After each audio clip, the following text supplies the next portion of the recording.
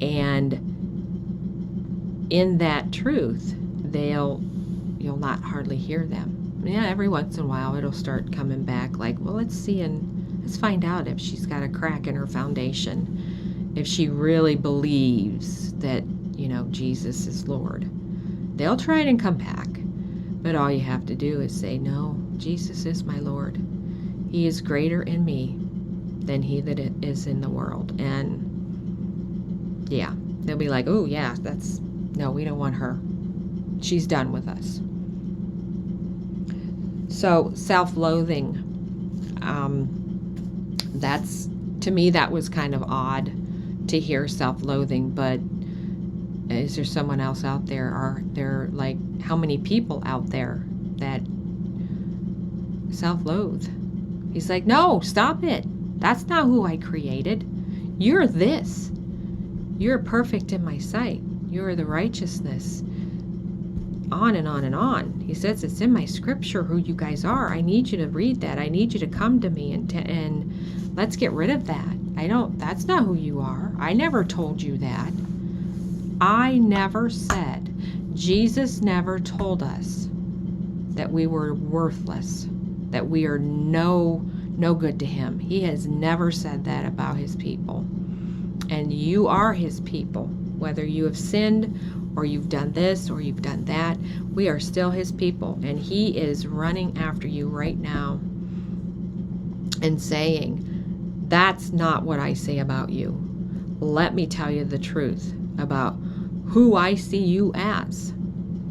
But you have to first yield to him and call out his name, so he can work on getting rid of that worldly yuck that you keep swirling around in your mind, because he wants it to stop. He doesn't want you to keep doing that. He just wants you to come to him. Come to him, and he'll change your heart. He'll replace those things that are missing in your life, that judgment and jealousy and the past remembrances and anxiety and mental turmoil and abuses, physical, emotional, any kind of stuff that you're dealing with, angry, just stuff. He says that stuff is too heavy for you, and stop carrying it. I want you to give it to me. And when you say Jesus, he'll flip it. He'll say, okay, you said my name, so I'm going to give that. I'm going to take it, and I'll give you peace. I'll give you joy. I'll give you happiness. I'll give you the things of my spirit. I will give. He will give. But we have to get rid of. We have to turn things over. We have to ask him, Lord, take that from me. I don't want this. I don't want to hear this anymore. I don't want any of that.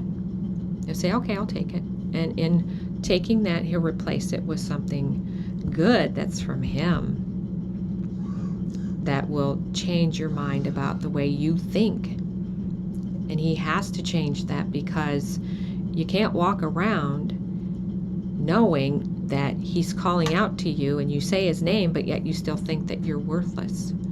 He says, that's ineffective for me. I need you to be strong and to know who you are and your foundation, your core person, your heart is good.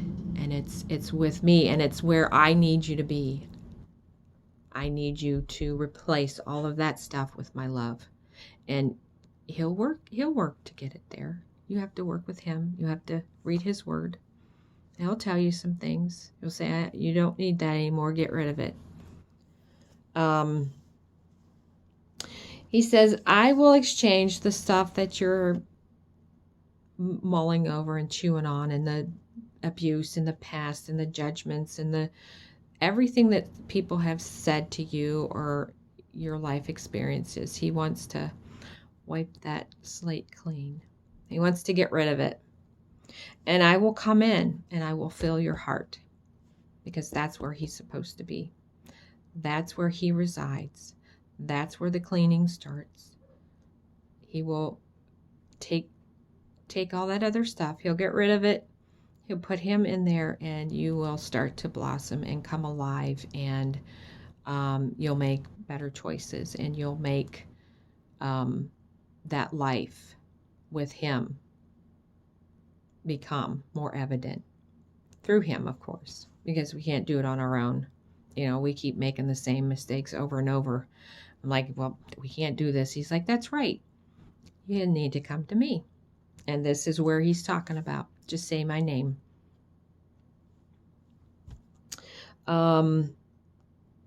He's talking about starting your life as he has planned it. As he has planned it. When you tell him your heart's desire, he's like, I know.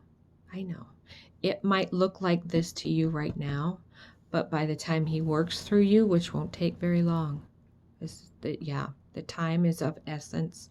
It won't take very long to get you to where his destiny for you is at. And trust in that destiny, and trust in his word, and trust him to get you there. Don't try to do it on your own, because it's not what we do and what we don't do. It's what he does. And we follow that lead. If we're to remain with him and stay still, that doesn't mean go out and try and find a job because I'm not doing anything. He told you to stand still. Now do it.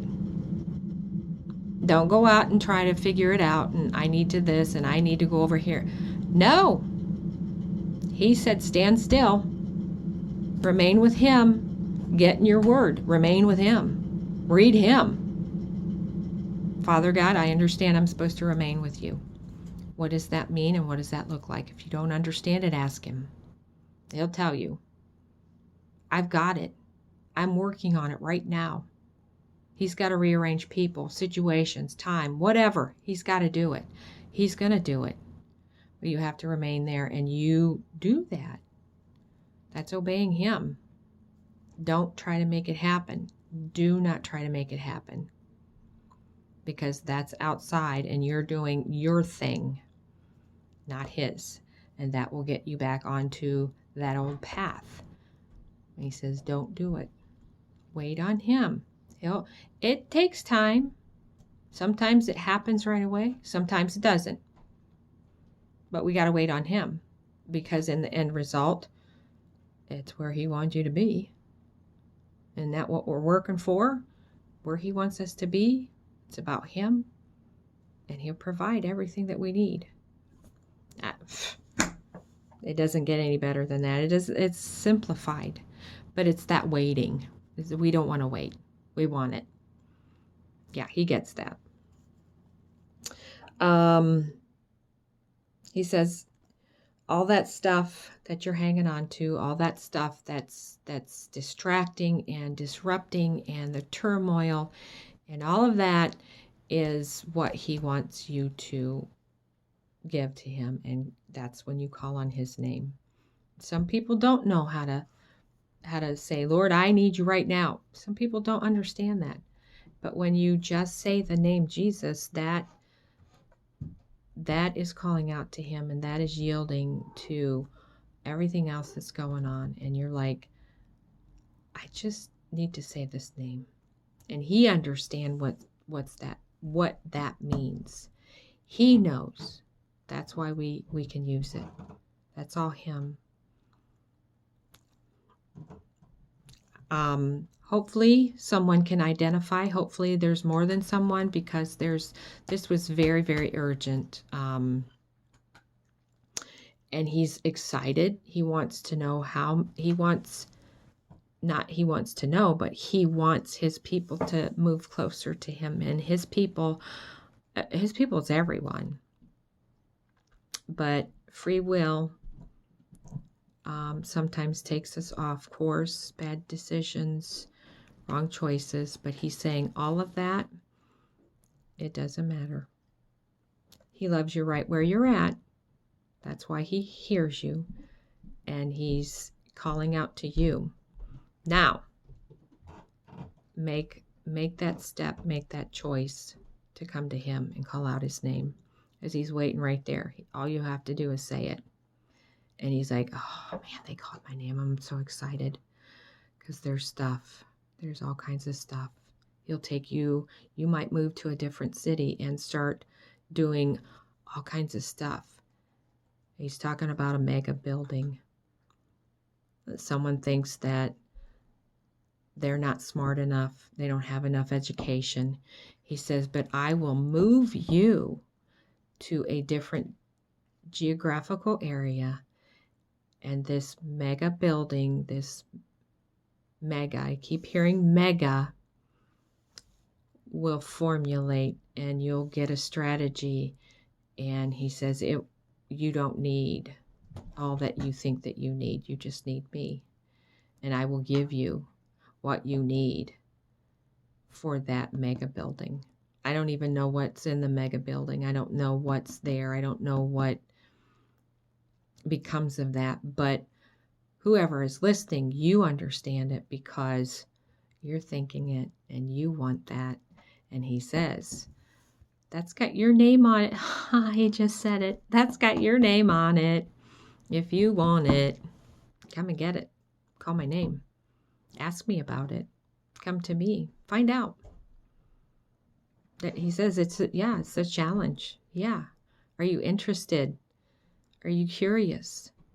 What is this about? How does he know?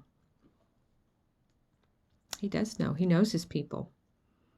But go get your mega building, whoever you are. He says, I have the information you need. I have that strategy. I have it all right here. It has your name on it. You just need to stop fretting and trying to work it out in your brain. He says, because I already have it. I already have the place you're going to live right by this, not specifically right by this building, but you will move and things will happen and you'll have this idea and this will be yours. This is yours. I don't know about you, but I'd get on that. Hey, Jesus. Yeah. He says it's just like that. Just like it's totally different. It's new. Something that we normally have to, I give you my sins and I want you to be Lord. And he says right now, this time, this hour, I just need them to say my name. And then he takes it from there. He didn't give me any other information about, well, what do you do after he didn't give me that. He said, just call on my name.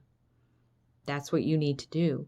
And that's for the people that are thinking there's nothing left for me. There is something left. He's telling you right now, through me, it's there. You need to call on his name. Now, whether he, comes to, I don't know what's going to happen, but I do know things will move very quickly. He says right now, he's telling me things will move quickly as soon as you say my name. As soon as you say it, I can hear gift wrapping. You know how when people open gifts, he says it will start to burst open, that gift. I can hear the wrapping coming undone. So if you're listening, that's what he's talking about. That's what he's pressing in this hour, is just come to me. He already knows about everything, so it's not really that difficult. He knows. We don't have to speak about it. Just call his name. Go do it. Go do it right now. Call him. Find out what your gift is, because I keep hearing the wrapping falling. So it's really good. I'll talk to you guys later. Hopefully I hear some stuff. People will say, hey, at this video, blah, blah, blah. This is what happened. Give me some replies back. That I would appreciate that. Or don't. I'm good. Either way. See you guys later. Bye.